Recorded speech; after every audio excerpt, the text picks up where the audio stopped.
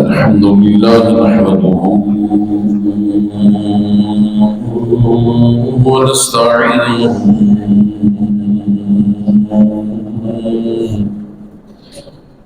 ونستغفره ونؤمن به ونتوكل عليه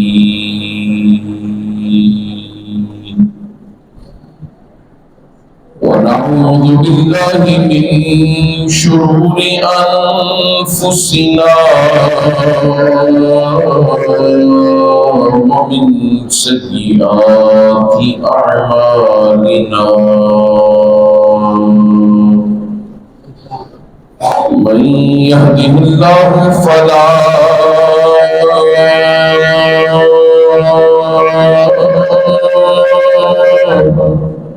مضل له ومن يضلله فلا هادي له ونشهد أن لا إله إلا الله وحده لا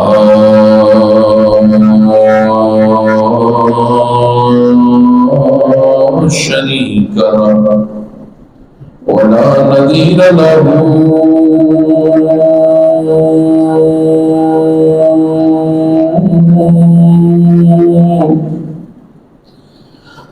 ولا مثل له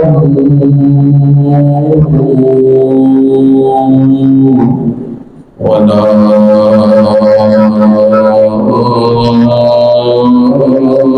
مماثل له سرمدي أبدي ديمومي لا أول له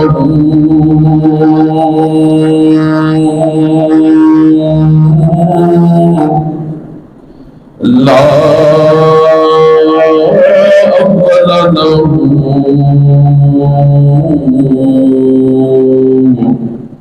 ولا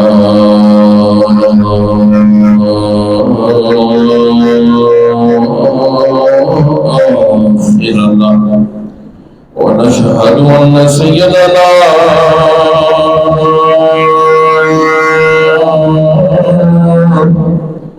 وسندنا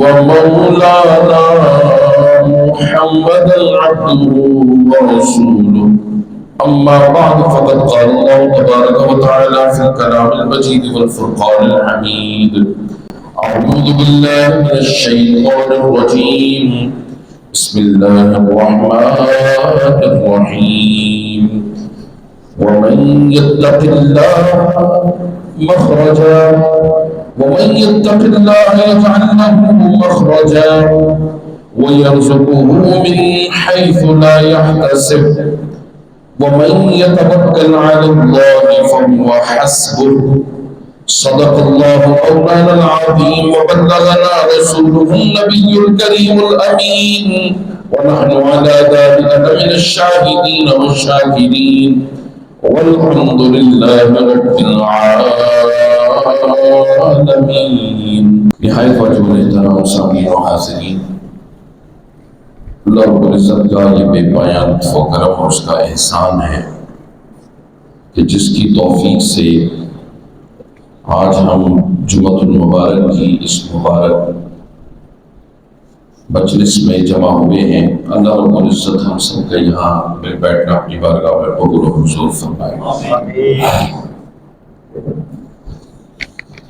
آج کے اس جمعۃ المبارک میں جس موضوع کا میں نے انتخاب کیا ہے اس کا عنوان ہے کہ ایک مومن کا اللہ پر توکل کیسا ہونا چاہیے. اور اس حوالے سے کہ ہمارا دھیان اور ہماری توجہ اسباب کی بجائے مسبب الاسباب پر ہونی چاہیے. तवक्कुल को اسباب اور مسبب الاسباب کے حوالے سے انشاءاللہ میں کوشش کروں گا کہ قرآن مجید، فرقان حمید اور احادیث مبارکہ کے ذریعے سے میں آپ تک اس پیغام کو پہنچا سکوں۔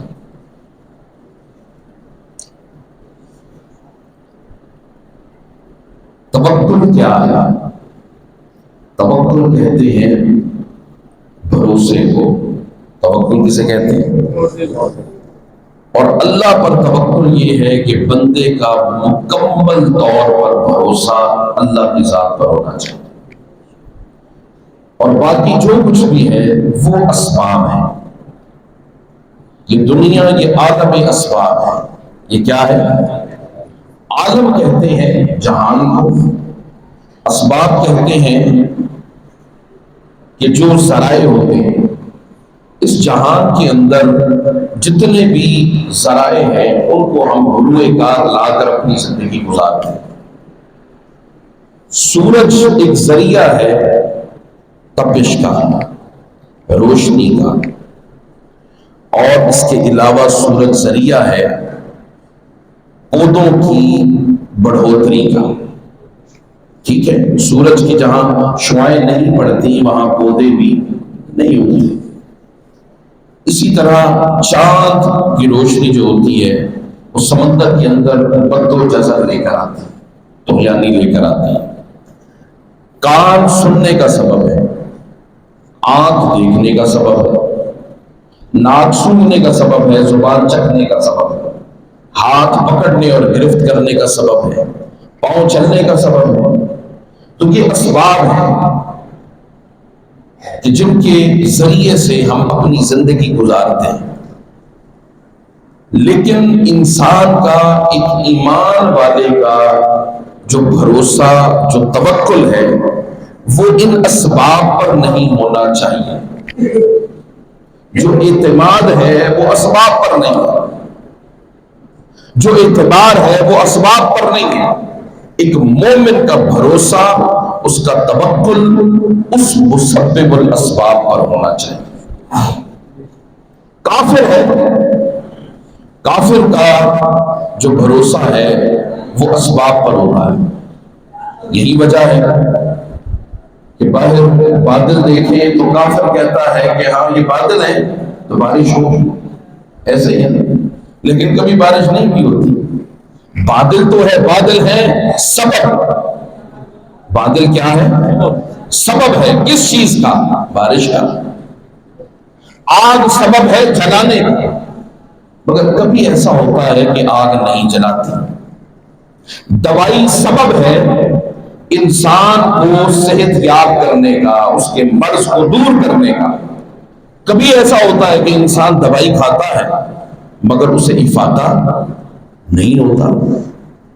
تو یہ دنیا کے اسباب ہے۔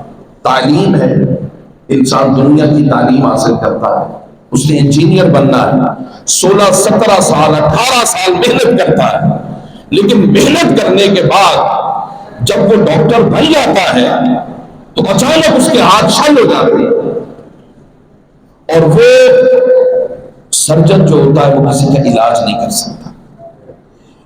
ڈاکٹر ہے، اچانک اس کو برین ہیمریج ہو گیا، بن گیا تھا MBBS کر کے، اسپیشلسٹ تھا، خود برین کا اسپیشلسٹ تھا، مگر نیورو اسپیشلسٹ بھی، نیورو سرجن بھی کیا ہوتا ہے، اچانک اس کا اپنا دماغ خراب ہو جائے تو کسی کا علاج نہیں کر سکتا۔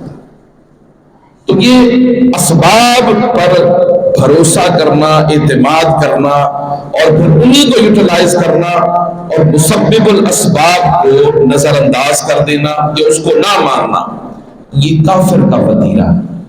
ایمان والا وہ اسباب کو یوٹیلائز کرتا ہے، اسباب کو گروہ کار لاتا ہے، اسباب کو اپنی زندگی میں داخل کرتا ہے، لیکن اس کا بھروسہ، اس کا توکل، اس کا اعتبار، اس کا اعتماد صرف اور صرف مسبب الاسباب پر ہوتا ہے۔ جیسے قرآن مجید میں آتا ہے کہ ایک قوم تھی، اس قوم کا حال یہ تھا کہ وہ گناہ کرتی تھی، تو پچھلی قوموں میں جو گناہ کرتے تھے انہیں عذاب دیا جاتا تھا. اب نبیوں جو نبی تھے اس قوم کی طرف جو بھیجے گئے انہوں نے کہا کہ تم گناہ نہ کرو، یہ کام ہے تم چھوڑ دو، لیکن اللہ عذاب دے گا، اگر تم نے نہ چھوڑے تو عذاب آئے گا. انہوں نے کہا کہ جس عذاب کی بات کرتے ہیں اس عذاب کو لے کر آئے، ہمیں بھی جلدی ہے عذاب دے. اب کیا ہوا کہ مدتوں تک بارش نہیں ہوئی. اب بارش کے انتظار میں چرند بھی مر گئے، پرند بھی مر گئے، لوگ مرنا شروع ہو گئے. ایک عجیب حالت تھی اس قوم کی. اچانک آسمان پر بادل امڑنے لگے. فلما رأوه عارض مستقبل أوديتهم، کہ ان کے سامنے وہ بادل جب انہوں نے دیکھے دائیں بائیں ارد گرد، تو وہ دوڑے بادلوں کی طرف کہ بارش آ گئی، بارش آ گئی. قالوا عارض ممطرنا، انہوں نے کہا کہ مطر آئے گی، بارش آئے گی. وہ دوڑے بارش کی طرف. جب وہ بارش کی طرف دوڑے تو کیا ہوا کہ پھر ان کے ساتھ وہ ہوا کہ جس کا انتظار تھا. ان بادلوں سے بارش کی بجائے آگ برسنا شروع. اب بادل سبب تو تھے بارش کا، لیکن انہی بادلوں سے اللہ نے چاہا تو کیا ہوا، آگ برسی. اب اسی طرح آگ جو ہے وہ جلاتی ہے، لیکن جب نار نمرود میں حضرت ابراہیم علیہ السلام کو داخل کیا تو آگ نے جلایا نہیں، بلکہ قلنا یا نار کونی بردا وسلاما علی ابراہیم، وہ ابراہیم علیہ السلام پر ٹھنڈی ہو گئی، سلامتی والی ہو گئی. تو آگ کا کام تھا جلانا، لیکن اللہ نے چاہا کہ اس کی حقیقت کو بدل دیا جائے تو بدل گئی. تو پتہ یہ چلا کہ بعض اوقات سبب جو ہوتا ہے اس کی حالت بدل جاتی ہے. مسبب الاسباب چاہے. اسی طرح دوائی آپ لیتے ہیں تو دوائی جب کھاتے ہیں تو دوائی جب جسم کے اندر داخل ہوتی ہے تو پھر ادھر سے حکم کا انتظار ہوتا ہے دوائی کہ اللہ کہے کہ دوائی اس بندے پر اثر کر تو وہ اثر کرتی ہے، اور اگر اللہ نہ چاہے تو وہ اثر نہیں کرتی. اس بندے کا، مومن کا توکل اس بات پر ہونا چاہیے. موسیٰ علیہ السلام بیمار تھے، بخار تھا، عرض کرنے لگے مولا کافی دن سے بیمار ہوں. اللہ پاک نے فرمایا اچھا دور پر جا، فلاں جگہ پر ایک جڑی بوٹی ہے، پتے ہیں، ان پتوں کو لے کر آ، انہیں دھو پانی سے اور اس کو استعمال کر. موسیٰ علیہ السلام کو بخار تھا، گئے پتے توڑے، استعمال کیے، شفا ہو گئی، صحتیاب ہو گئے. کچھ مدت گزری پھر بیمار ہوئے. اب اس کے بعد اس طرف سے پیغام نہیں آیا، خود گئے دور پر، وہاں سے جا کر پتے توڑے، ان کو اسی طرح صاف کیا، استعمال کیا، مگر شفا نہیں ہوئی. عرض کرنے لگے مولا پہلے بھی مجھے بخار ہوا تھا، پہلے بھی میں گیا تھا اور یہی پتے میں نے استعمال کیے مگر شفا تھی، اب شفا کیوں نہیں؟ تو فرمایا موسیٰ شفا پتوں میں نہیں تھی، شفا دوا میں نہیں بلکہ مسبب الاسباب، جب چاہے پتوں میں شفا پیدا کر دے، جب چاہے دوائی میں شفا پیدا کر دے. تو انسان ہے بعض اوقات سمجھتا ہے کہ شاید میرا کاروبار، میری محنت، میرے بازو، میری طاقت، میری قوت، میری ذہانت، میرا پیسہ، میری دولت، میرے لوگ، میری انویسٹمنٹ، اس کی وجہ سے مجھے کامیابی ملے گی. اچانک کوئی نقصان ہو جاتا ہے، وہ کامیابی تو دھرے کی دھری رہ گئی. کیا ہوتا ہے؟ ہم نے بہت سو کو بڑی اونچائی پر دیکھا مگر انہیں گرتے ہوئے بھی دیکھا، اور بہت سے ایسے تھے کہ کوئی سبب نہ تھا کہ وہ اس مقام پر پہنچ جائے. وہ اعلیٰ مقام پر پہنچنے میں کیا چیز ان کے درمیان آئی؟ سب اسباب بھی اسی نے پیدا کیا. راتوں رات اللہ پاک نے ان کو اتنا عطا کیا، اتنا عطا کیا کہ پھر وہ صرف اللہ سے کچھ مانگنے والے نہیں بلکہ بانٹنے والے بھی بن گئے. اللہ پاک نے ارشاد فرمایا وَمَن يَتَّقِ اللَّهَ يَجْعَلْ لَهُ مَخْرَجًا، یہ آیت مبارکہ میں نے تلاوت کی تھی کہ جو اللہ پر بھروسہ رکھتا ہے اسی کو مسبب الاسباب جانتا ہے اور مانتا ہے اسی پر اس کا بھروسہ، توکل اور تقویٰ ہے اس کا۔ وَمَن يَتَّقِ اللَّهَ يَجْعَل لَّهُ مَخْرَجًا، تو جب اس پر بندہ بھروسہ اور توکل اختیار کرتا ہے تو پھر اللہ پاک راستے اس بندے کے لیے کھول دیتا ہے۔ وَيَرْزُقُهُ مِنْ حَيْثُ لَا يَحْتَسِبُ، اور فرمایا پھر اللہ اسے اس جگہ سے رزق عطا فرماتا ہے کہ جہاں اس کا کوئی وہم و گمان بھی نہیں ہوتا۔ وَمَن يَتَوَکَّلْ عَلَى اللَّهِ فَهُوَ حَسْبُهُ، اور جو شخص اللہ پر توکل کرتا ہے فرمایا وہ اللہ اس بندے کے لیے پھر کافی ہوتا ہے۔ وَتَوَکَّلْ عَلَى الْحَيِّ الَّذِي لَا يَمُوتُ، فرمایا وہ جو زندہ ہے نا، زندہ رب، فرمایا اسی پر بھروسہ رکھا، اس لیے کہ اس کو موت نہیں ہے، لا يموت، اسے موت نہیں ہے۔ وَأُفَوِّضُ أَمْرِي إِلَى اللَّهِ ان اللہ بصیر بالعباد، وہ کہتا ہے کہ میرے جو بھی امور ہیں، جو بھی کام ہیں، میں سارے کے سارے اللہ کے سپرد کرتا ہوں۔ ان اللہ بصیر بالعباد، اس لیے کہ بے شک اللہ رب العزت اپنے بندوں کو دیکھ رہا ہے، واچ کر رہا ہے۔ اور جب بندے کا توکل اور بھروسہ اللہ پر ہوتا ہے تو پھر اللہ ہی کارساز بن جاتا ہے، اللہ ہی مددگار بن جاتا ہے، اللہ ہی بندے کے ساتھ ایسے ہوتا ہے کہ جیسے انسان کے ساتھ کوئی بڑا مخلص دوست ہو۔ اکیلا بندہ صحرا میں ہو تو اس کے اندر خوف بھی آئے گا، مشکلات آئیں گی، پریشانیاں آئیں گی، تکلیفیں آئیں گی، دکھ آئیں گے، اور تنہائی اس کو مار کر کھا جائے گی۔ مگر جب اللہ رب العزت پر بھروسہ کرتا ہے اور اس کو اپنے ساتھ سمجھتا ہے تو پھر اللہ رب العزت بھی اس بندے کا ساتھ دیتا ہے، اللہ بھی اس بندے کا ساتھ دیتا ہے۔ جب ساری دنیا انسان محنت کرتا ہے، دنیا کماتا ہے، کسی لیے اپنوں کے لیے، وہ رشتہ دار وہ بھی راضی ہو جائے، وہ بھی راضی ہو جائے، بچے بھی راضی ہو جائیں، بیوی بھی راضی ہو جائے، سب راضی ہو جائے، مگر ایٹ دی اینڈ وہ دیکھتا ہے کہ راضی کوئی نہیں، تو پھر بچتا کون ہے؟ وہی ساتھ۔ وہ بندے کو کبھی بھی تنہائی میں نہیں چھوڑتے، جس کو ہم نے بھلا دیا ہے، جس کے ذکر سے ہم غافل ہو گئے ہیں، جس کی طرف جانے سے ہم کتراتے ہیں، ڈرتے ہیں، شرم محسوس کرتے ہیں، وہ رب نہ آپ کو اس دنیا میں چھوڑتا ہے، نہ قبر کی اندھیری رات میں جب ہر کوئی چھوڑ جاتا ہے، وہ رب پھر بھی آپ کے ساتھ ہوتا ہے، اس کی مہربانیاں پھر بھی آپ کے ساتھ ہوتی ہیں، اس کی کرم نوازیاں پھر بھی آپ کے ساتھ ہوتی ہیں۔ اسی طرح قیامت کے دن الاخلاء یومئذ بعضهم لبعض عدو الا المتقین، وہ بندے جو اللہ والے ہیں، اللہ کے ساتھ رہتے ہیں، اللہ کا ذکر کرنے والے، قیامت کے دن وہ بھی آپ کو چھوڑیں گے نہیں، بلکہ قیامت کے دن آپ کو اپنے ساتھ جنت میں لے کر جائیں گے۔ نہ اللہ چھوڑتا ہے، نہ اللہ کے بندے آپ کو چھوڑتے۔ ہماری دوستیاں ان کے رخ بدل گئے، ہماری صحبتیں بدل گئیں، ہماری مجلسیں اور محفلیں بدل گئیں، ہماری محفلوں کا معیار کیا رہ گیا؟ ہم دنیا کے اسباب دیکھتے ہیں، اس سے فائدہ کیا ہوگا؟ دنیا کا فائدہ کیا ہوگا؟ ہم نے اخروی فائدہ چھوڑ دیا۔ حضور سے پوچھا یا رسول اللہ صلی اللہ علیہ وسلم دوستیاں کیسی ہو؟ فرمایا ایسے دوستوں کو دوست بناؤ جن کو دیکھو اللہ یاد آ جائے، جن کی صحبت میں بیٹھو تمہیں علم اور معرفت کے خزانے ملے اور موتی ملے۔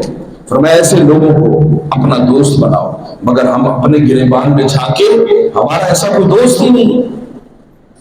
ہم تو کہتے ہیں کہ یار کسی طرح ہمارا باس راضی ہو جائے، کوئی دنیاوی کوئی مقاصد ہمارے پورے ہو جائے، اور ایسا آپ اپنی دنیا میں زندگی میں دیکھتے ہیں۔ حضرت علی المرتضیٰ کرم اللہ وجہہ الکریم، ایسا نہیں کہ اسباب کو یوٹیلائز نہیں کرنا چاہیے، اسباب کو یوٹیلائز کرنا چاہیے، مگر بھروسہ اسباب پر نہیں ہونا چاہیے۔ یہ میں بتانا چاہتا ہوں، بھروسہ کس پر ہونا چاہیے؟ اللہ۔ اب اس کی مثال حضرت علی المرتضیٰ کرم اللہ وجہہ الکریم، آپ جنگ صفین کے لیے جا رہے تھے، کہ کسی نے پوچھا کہ حضرت جنگ کے لیے جا رہے ہیں تو کامیابی ہوگی؟ آپ نے فرمایا نہیں۔ تو تم حضور جا کیوں رہے ہیں؟ فرمایا حکم ہے، حکم ہے کہ جب حالات ایسے پیدا ہو جائیں اور جنگ کی نوبت آ جائے تو پھر نکلو، جب اس کا حکم ہے کہ نکلو تو ہم تو نکلے، باقی انجام کیا ہوگا؟ فرمایا وہ کامیابی نہیں۔ یہ ہے بھروسہ۔ یہ کیا ہے؟ اسباب کو یوٹیلائز ضرور کیا مگر بھروسہ اللہ کی ذات کا۔ ایک صحابی آئے، یا رسول اللہ صلی اللہ علیہ وسلم، میں نماز کے لیے بعض اوقات جہاں میرے جانور ہوتے ہیں، تو اونٹ بھی میرے ساتھ سواری کے طور پر ہوتا ہے، تو نماز کا وقت ہو جاتا ہے یا کوئی کام پڑ جاتا ہے، تو کیا اللہ کے بھروسے پر میں اونٹ کو چھوڑ دوں؟ حضور نے فرمایا نہیں، پہلے اس کو رسی پہ باندھو، پہلے وہ جو سبب ہے نا کہ باندھ دیا اب یہ بھاگے گا نہیں، بس پہلے سبب کو یوٹیلائز کرو، اس کے بعد اونٹ کو اللہ کے سپرد کرو۔ اچھا، اس کے بھی درجے ہوتے ہیں، ہر کوئی اس قابل نہیں ہے کہ وہ صرف اور صرف اللہ پر بھروسہ کر کے گھر میں بیٹھ جائے، کوئی کام نہ کرے، کوئی کاج نہ کرے، کچھ بھی نہ کرے، گھر میں بیٹھا رہے بس ٹھیک ہے اللہ دے گا۔ ہاں ایسا بھی ہے کہ اللہ رب العزت اگر پتھر میں کیڑے کو رزق دینے والا ہے تو وہ آپ کو بغیر کچھ کیے عطا کرے گا۔ حضور نے فرمایا تم اللہ کی طرف ہو جاؤ، اللہ کے ہو جاؤ، تو اللہ رب العزت جو بندے اللہ پر بھروسہ کرتے ہیں اور صبح نکلتے ہیں، شام کو کبھی ایسا نہیں ہوا کہ ان کے پیٹ خالی ہو جب واپس لوٹے، فرمایا پیٹ بھر کر واپس آتے۔ تو جب بندے کا توکل بھی اللہ پر ہو جائے گا تو پھر اللہ رب العزت بندے کو خالی نہیں بھیجتا۔ کچھ ایسے ہیں کہ جو گھر بھی بیٹھے تو اللہ عطا کرتے، جو گھر بھی۔ حضرت رابعہ بصریہ کے باہر کوئی فقیر آیا تو 10 روٹیاں تھیں ان کے پاس، تو رابعہ بصریہ نے کیا کیا، اس فقیر کو اللہ کے نام پر دے دی۔ مہمان آ گئے، مہمان آیا اور مہمان تھے 10۔ اب مہمان جب آئے تو بٹھایا، اب کہا کہ روٹیاں جو تھیں وہ تو فقیر کو دے دی، اب انتظار کرنے لگے۔ دروازہ کسی نے کھٹکھٹایا تو آپ نے دروازہ کھولا، روٹیاں دی تو روٹیاں گننے لگے۔ اب جب روٹیاں گنی تو روٹیاں کچھ کم تھی، اسے واپس کر دی، حالانکہ منگوائی تو نہیں تھی مگر روٹیاں کم تھی، واپس کر دی۔ تھوڑی دیر کے بعد دروازے پر کوئی اور شخص آیا، اس وہ روٹیاں لے کر آیا، اس نے روٹیاں گنی، رابعہ بصریہ جب گنی تو وہ روٹیاں رکھ لی، کہا ہاں یہ ہماری روٹیاں۔ تو ساتھ ایک شخص تھا یا خاتون تھی دوسری، وہ پوچھنے لگی رابعہ بصریہ پہلے بھی روٹیاں آئیں تو وہ آپ نے واپس کر دی، اور جو دوسری بار آئی وہ آپ نے رکھ لی؟ فرمایا کہ ہاں میں نے 10 روٹیاں اس کے نام پر دی تھی، اب ہر روٹی کے بدلے اس کا وعدہ ہے کہ 10 دوں گی، سو میں نے گنی تو وہ 90 روٹیاں تھی، 10 کم تھی، میں سمجھ گئی یہ میری روٹیاں نہیں ہے کسی اور کی۔ اور جب دوبارہ آیا روٹیاں لے کر پھر میں نے گنی تو میں نے دیکھا اس میں 100 روٹیاں تھی، تو میں سمجھ گئی کہ اس کے نام پر میں نے 10 دی ہے، تو اس نے مجھے اس کے بدلے میں ہر روٹی کے بدلے مجھے 10 دی ہیں، لہذا یہ میری روٹیاں۔ تو بھروسہ اللہ پر ہونا چاہیے۔ یہ بھروسہ جو رابعہ بصریہ کا تھا وہ ہمارا نہیں ہو سکتا، وہ ہمارا نہیں ہو سکتا، لیکن کبھی ایسا ہوتا ہے کہ اللہ رب العزت غلامی سے اٹھا کر تخت پر بٹھا دیتا ہے۔ جیسے حضرت یوسف علیہ السلام، ان کے بھائی لے کر گئے جنگل میں اور وہاں اندھیرے کنویں میں ڈال دیا۔ اب وہاں ایک قافلہ گزر رہا تھا، قافلے نے اس اندھیرے کنویں سے یوسف علیہ السلام کو نکالا اور جا کر مصر کے بازار جہاں غلام بکتے تھے وہاں حضرت یوسف علیہ السلام کو بیچا۔ عزیز مصر نے خریدا۔ قرآن کہتا ہے سورہ یوسف میں وقال الذی اشتراه من مصر لامرأتی اکرمی مثواه عسى ان ينفعنا او نتخذه ولدا وكذلك مكنا ليوسف في الارض ولنعلمه من تأويل الاحاديث والله غالب على امره ولكن اکثر الناس لا يعلمون۔ وہ عزیز مصر حضرت یوسف علیہ السلام کو لے کر آیا اور آ کر اپنی بیوی سے کہنے لگا، زلیخا سے کہا کہ یہ لڑکا ہے، شاید یہ ہمیں کہیں نہ کہیں کوئی نفع دے دے، کوئی فائدہ پہنچا دے، عسیٰ ان ينفعنا او نتخذہ ولدا، اور اگر نفع نہ بھی دے ہم اس کو اپنا بیٹا بنا کر رکھ لیں گے۔ وَكَذَلِكَ مَكَّنَّا لِيُوسُفَ فِي الْأَرْضِ، اب اللہ کہتا ہے کہ ہم نے اس طرح یوسف علیہ السلام کو زمین میں ٹھکانہ عطا کیا۔ اب ٹھکانہ تو عزیز مصر نے دیا تھا، اللہ نے تو نہیں دیا۔ تو فرمایا عزیز مصر جو تھا وہ سبب تھا مگر اصل ٹھکانہ دینے والا اللہ ہے۔ یہ اللہ بتا رہا ہے کہ لوگوں یہ جو میں اللہ رب العزت بار بار کہتا نا توکل مجھ پر کرو، نگاہ اسباب پر نہ کرو، مسبب الاسباب پر کرو، یہ جو بار بار اور مثالیں دے دے کر اپنے بندوں کو بتا رہا ہے، سمجھا رہا ہے، بارآور کر رہا ہے، یہ کیوں کر رہا ہے؟ اس لیے کہ اللہ بتاتا ہے قرآن میں وَكَذَلِكَ مَكَّنَّا لِيُوسُفَ فِي الْأَرْضِ، وہ جو یوسف کو سکونت دی، مکان دیا، رہائش دی، وہ عزیز مصر نے نہیں دی، عزیز مصر تھا سبب، مگر جو رہائش اور سکونت دی وہ کس نے دی؟ اللہ نے دی۔ پھر فرمایا واللہ غالب علی امرہ ولکن اکثر الناس لا یعلمون، کہ اللہ ہی کا امر غالب ہے اور اکثر لوگ اس کو نہیں جانتے۔ ہم دنیا کی تگدوں میں، دنیا کی لذتوں میں، دنیا کے اسباب کی طرف دیکھتے ہیں اور دنیا کی چکا چوند کی طرف دیکھتے ہیں اور دنیا کی عیاشیوں کی طرف دھیان رکھتے ہیں، دنیا کے فائدے کی طرف دھیان رکھتے ہیں اور اپنے مولا کو بھول جاتے ہیں۔ ایسا ہی ہے، وہ کہتا ہے کہ اے بندے جو کچھ چاہتا ہے کرتا پھر، مگر ہوگا وہی جو ہم چاہتے ہیں، ہوگا وہی۔ وہ ہے نا کہ اے بندے ایک تیری چاہت ہے، ایک میری چاہت ہے، اور ہوگا وہی جو میری چاہت ہے۔ اگر تو اپنی چاہت کو میری چاہت پر قربان کر دے تو میں تجھے وہ دوں گا جو تیری چاہت ہے، اور اگر تو وہ کرے گا میری چاہت کو چھوڑ کر جو تیری چاہت ہے، تو پھر اگر میری چاہت کو بھلا کر اپنی چاہت کی طرف لگے گا تو میں تجھے بھٹکا دوں گا، تباہ و برباد کر دوں گا اس چیز میں جو تیری چاہت ہے۔ اے بندے پھر بھی ہوگا وہی جو میری چاہت ہے۔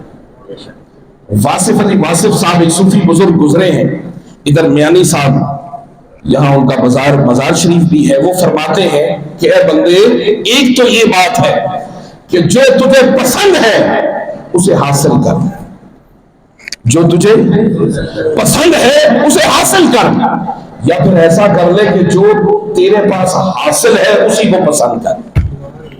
کیسی بڑی بات ہے، یعنی تجھے جو پسند ہے نا وہ حاصل کر لے، اور اگر ایسا ممکن نہیں ہے کہ جو تجھے پسند ہو اور وہاں تک تو پھر برے طریقوں سے اس کو حاصل کرنے کی کوشش کرے، تو پھر ایسا کر کہ جو تیرے پاس حاصل ہے نا وہ اسی کو پسند کر لے۔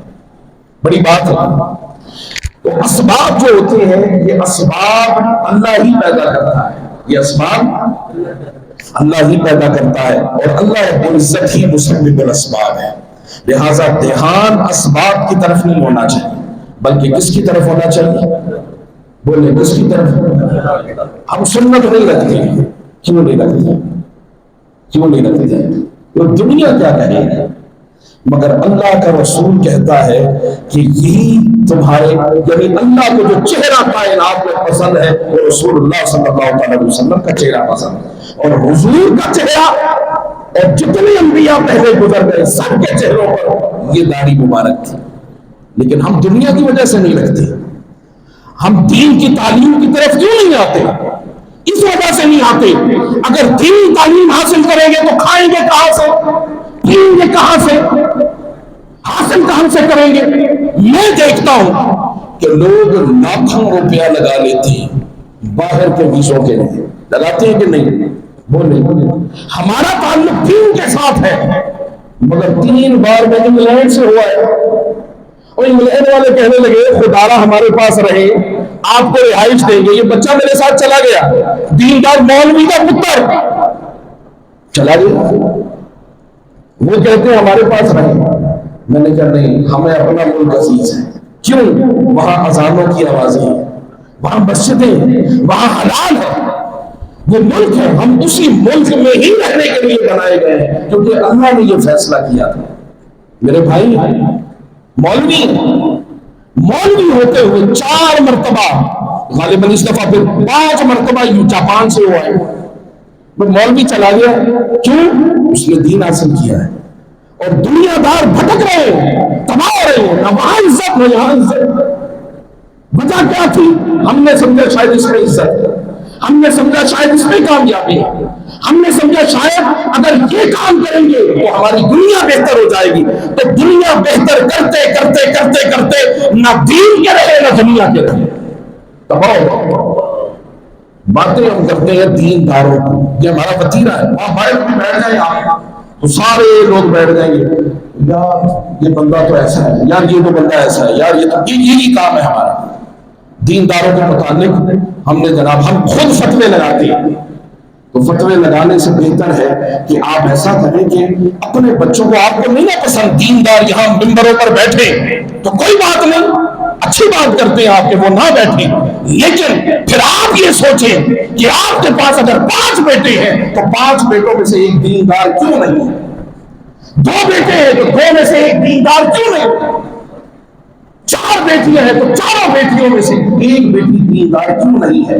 اس کے بارے میں آپ سے سوال ہوگا کہ جب آپ بات کرتے ہو نا کسی دیندار کو تو اس سے پہلے اپنے گریبان میں جھانک کر یہ سوچا کریں کہ یار میں کتنا دیندار ہوں اور میں نے اپنے بچوں کو کتنا دین پر لگایا۔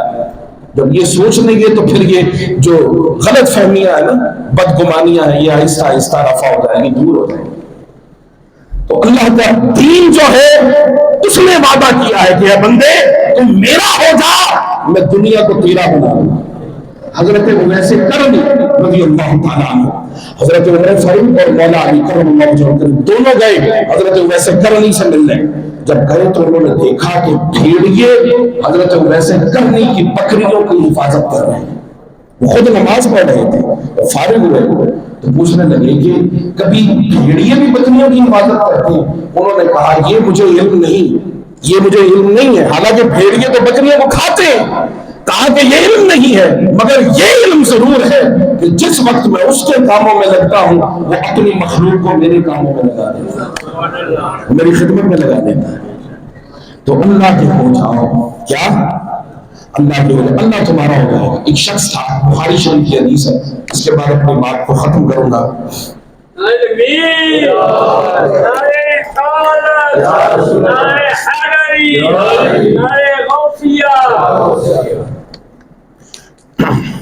بخاری شریف کی حدیث ہے، حضرت ابو ہریرہ رضی اللہ تعالیٰ عنہ اس کے راوی ہیں کہ رسالت باب صلی اللہ تعالی وسلم نے فرمایا ایک شخص تھا دریا پار کر کے کسی دوسرے شخص کو ملنے کے لیے آیا۔ بنی اسرائیل کا واقعہ ہے، اسلام سے پہلے کی بات ہے۔ بیان کون کر رہا؟ میرے آقا فرماتے ہیں دریا پار کر کے دوسری طرف گیا، وہاں سے ایک شخص ملا، اس کو کہنے لگا کہ مجھے 1000 دینار ادھار دے دو قرضے کے طور پر۔ اس نے کہا اچھا میں دے دیتا ہوں، لیکن کوئی ضمانت کے طور پر کوئی بندہ؟ اس نے کہا اللہ ضامن۔ کہا وکیل؟ اس نے کہا اللہ وکیل۔ اس نے کہا کوئی کفیل؟ کہا اللہ کفیل۔ ذمہ دار؟ کہا اللہ ذمہ دار۔ وہ بڑا حیران ہوا، اس نے کہا کبھی ایسا بھی ہوا ہے؟ ظاہری بات ہے کوئی بندہ بیچ میں ہو۔ اب اس نے اتنی بات سن کے اللہ پر بھروسہ کیا اور اس کو 1000 دینار دے دی۔ کتنے دیے؟ 1000 دینار۔ اللہ پر بھروسہ کر دو، حدیث بات ہے۔ اب اس نے 1000 دینار لیا، سونے کے سکے، دریا پار کیا، کشتی میں بیٹھا اور چلا گیا۔ اب اس نے ایک وقت ٹائم فریم بنا لیا کہ بھئی فلاں وقت میں تم بھی دریا پر آ جانا، میں بھی آ جاؤں گا، جو تمہارا قرض ہوگا وہ جمعرات کو ادا کر دوں گا۔ اس نے کہا ٹھیک ہے۔ وقت گزرا، اس نے انویسٹمنٹ کیا، یہ جو ضرورت تھی اس کی پوری ہو گئی، اللہ نے اس کو بڑا نوازا، بڑا امیر ہو گیا۔ اس کے بعد اب وہ دریا پر آیا، وقت جو متعین تھا، جو وعدے کے مطابق جو دن آیا، اس دن پر وہ دریا پہ کھڑا ہو گیا، کشتی کا انتظار کرنے لگا، کشتی آئی نہیں۔ اب اس نے کہا کہ کشتی تو آئی نہیں، وعدہ تو ہے کہ آج میں نے پیسے واپس کرنے ہیں، دینار واپس کرنے ہیں۔ اس نے کیا کیا کہ ایک درخت کا تنا کاٹا، اس درخت کے تنے کو پھاڑ کر 10,000 دینار اس میں ڈال دیا، اور ساتھ میں ایک رکا لکھا، خط لکھا، وہ بھی اس میں اپنی طرف سے ڈال دیا، اور کہا مولا یہ میں نے تیرے بھروسے پر لیے تھے، میں نے تجھ پر توکل کیا تھا، اور اس بندے نے بھی تجھ پر توکل کرتے ہوئے مجھے قرض دیا تھا، تجھے وکیل بنایا، تجھے کفیل بنایا، تجھے ضامن بنایا، مولا اب میں تیرے سپرد کرتا ہوں۔ دریا میں تنا ڈال دیا۔ اب ادھر سے وہ شخص بھی وعدے کے مطابق دریا پر آیا، اب اس نے دیکھا بندہ تو آیا کوئی نہ، ایک تنا بہتا ہوا آ رہا تھا۔